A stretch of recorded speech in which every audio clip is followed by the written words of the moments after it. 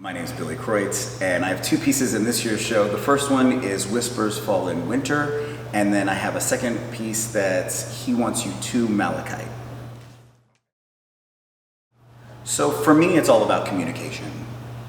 There are things that art can do that normal conversation can't. And I like to think of myself as a guy that doesn't struggle with communication, but from an efficiency perspective, from a depth perspective, I can spend hours, weeks, years trying to communicate a very deep thought or emotion or feeling to you. And it might take forever for us to have enough common ground and common focal points where we both are on the same level, understanding the same idea in the same way. And somehow art can do that in a nanosecond.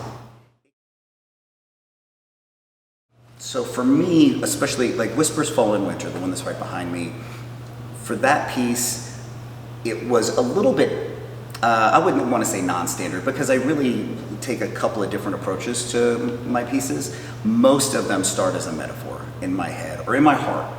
You know, I have an idea of a metaphor that I want to communicate, something I observe in the world, and it turns into a piece. Sometimes I'll have a very specific idea of what that composition looks like, the materials involved, and it will be executed to precision all the way through. More often than not, I have a general idea, and then I approach it, and then at some point the painting takes over and says, I'm in control now.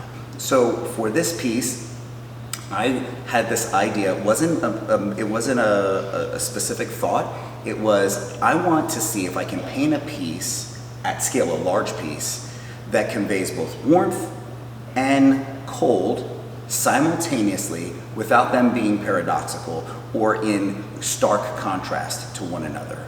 And so I carefully put together the components of this piece in a very slow sort of way. I knew going into this piece that I had to exercise way more restraint because I knew it was going to be a white piece, largely a white piece, and I knew I wanted there to be layers and layers of like cooking up a roux. You have to. It's more about the pauses that you put into the work than it is about the actual paint that you put on it.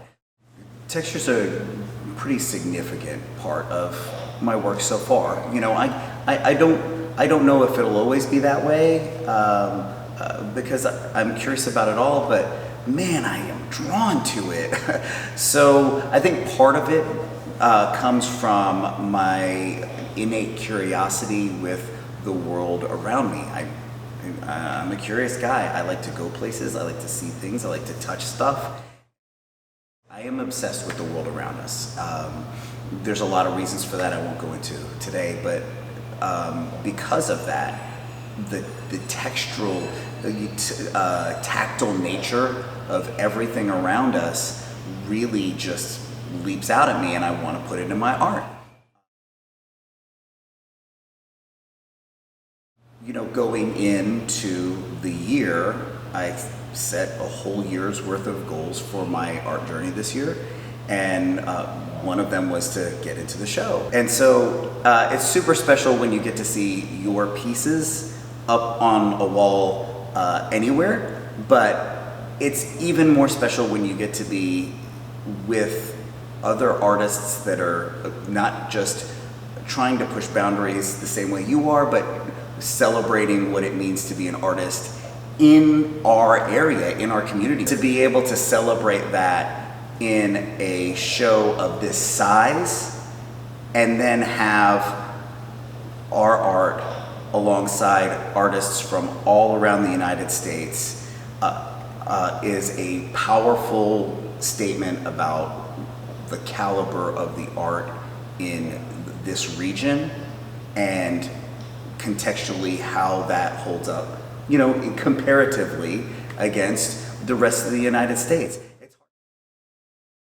I think that the best way any artist can create a sustainable life for themselves is by doing what pulls them or gets them excited and not feeling hamstrung by the idea that they've got to do something that's going to A, sell, or be celebrated by the masses. What I've found in my limited experience has been, if you just paint the things that your heart tells you to paint and share your journey with others, that people appreciate the journey and they'll want it.